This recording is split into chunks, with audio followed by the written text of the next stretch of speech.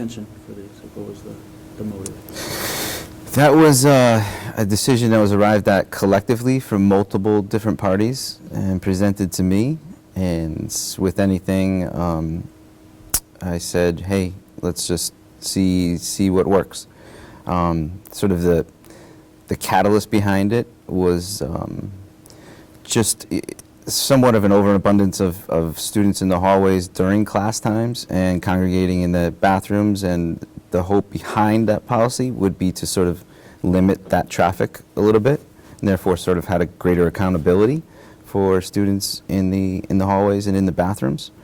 I would imagine the timing of instituting a policy such as this becomes a bit more complicated, in that it's a singular pass, a lanyard with a badge on it, being transferred from student to student to student to student within each individual classroom, and having that take place during flu season really adds a different dimension to it, and really calls into question what is more important, greater accountability in the hallways or the health of our students. That's fair. That's fair. Do you plan on making any adjustments to the policies? I do, and this is the first time I'm letting anybody know of it. I think I'm able to answer that question that I just previously posed myself. I think 95% of the students in this school, when they leave a classroom, they simply want to get a drink of water or just use the bathroom. Having a policy instituted such as this doesn't necessarily recognize that 95% of those students. I want that 95% of our students, I want their voices to be heard, and I want them to know that I'm listening. So I'm 99% sure I'm going to suspend the use of the lanyards and just really encourage all teachers to make sure students sign out of the classrooms, to make sure that students aren't in the hallways with cell phones during class time, because if you are, then you've probably managed to hide your cell phone from the teacher. And I want to encourage students to, if they go on to the bathrooms, to stay on the floor of their classrooms.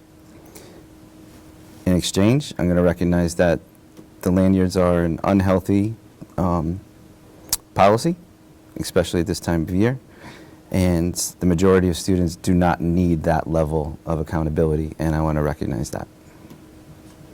Yeah, I mean, the seniors, end of the year coming up, I mean, a lot of them weren't happy with the bathroom policy, the hall pass, because, I mean, a lot of us are 18. I'm 17, so, but that's all right.